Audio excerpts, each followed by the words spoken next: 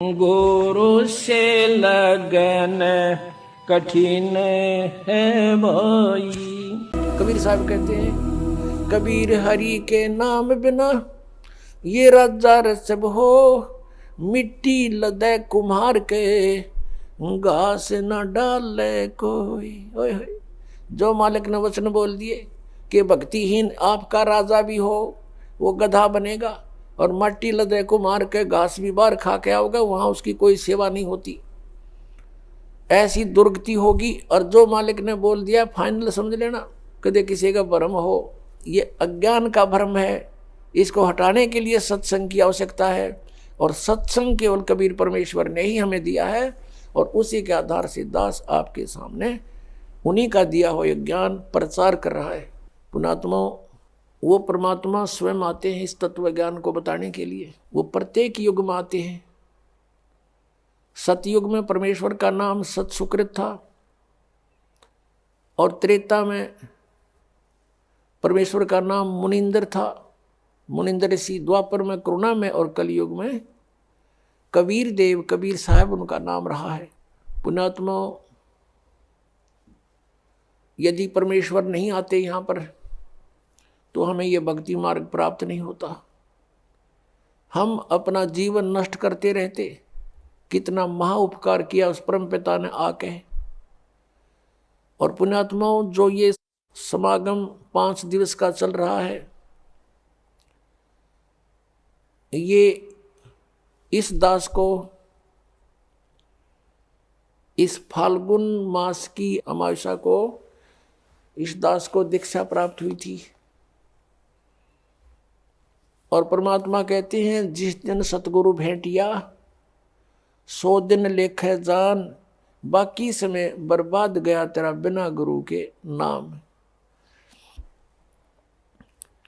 जिस दिन आपको दीक्षा प्राप्त हुई वो आपका आध्यात्मिक जन्म है। पुण्यात्माओं, ये दिन जो इतना महत्वपूर्ण है, फाल्गुन की अमावस्या, सन 1988 को यही फाल्गुन की अमावस्या के दिन दास को उपदेश प्राप्त हुआ था मेरे पूज्य गुरुदेव परम पूज्य स्वामी रामदेवानंद जी महाराज से। और पुण्यात्माओं, अगर वो दिन मुझे प्राप्त ना होता तो आज आप भी दुखी रहते, वंचित रहते, और दास का भी जीवन नष्ट हो जाता। अब वो दिन इस जिंदगी में भूला नहीं जा सकता। तो उस उपलक्ष्य में ये ज्ञान, ये समागम हो रहा है। तो जिस तरह दास को ये ज्ञान हुआ, और ये दास पहले यही डले ढो रहा था, लोक वेद के आधार से भक्ति कर रहा था। पीछे लग गया जाऊं था मैं लोक वेद के साथ, रस्ते में सतगुरु मिले है दीपक दे दिया हाथ। तो दास भी यही लोक वेद के आधार से बाबा श्याम जी की जय हो, बाबा श्याम जी के पुजारी, और फिर हनुमान जी के पुजारी। 25 वर्ष तक दास ने हनुमान जी का व्रत रखा। मंगलवार का हनुमान चालीसा 7 बार प्रतिदिन कंटिन्यूस करना। फिर श्री राम श्री कृष्ण हमारे इष्ट, शंकर भगवान भी साथ में पूज्य। यानी इस तरह का हम सारे ही पूजाओं का ढेर सारी पूजाएं किया करते थे। और जो भी घर में सुख हुआ, जैसे बच्चा पढ़ता है तो पास होता है, सफल होता है परीक्षा में, तो वो क्या सोचता है कि मेरे भगवान ने मुझे पास कर दिया। हम उनके 100 शुक्र मनाते थे, सारे देवताओं के नाम लेते थे इकट्ठे। उसने दया करी, बाबा श्याम जी की जय हो, हनुमान जी की जय हो, श्री कृष्ण भगवान की जय हो, राम की जय हो, शंकर भगवान ने दया कर दी। और फिर जैसे संतान उत्पत्ति हुई, प्राप्ति हुई, तो उसमें भी जय हुई नहीं भगवान ना की, बाबा श्याम जी के बोल दिए इतने रुपये उसके वहाँ चढ़ाऊंगा इसके।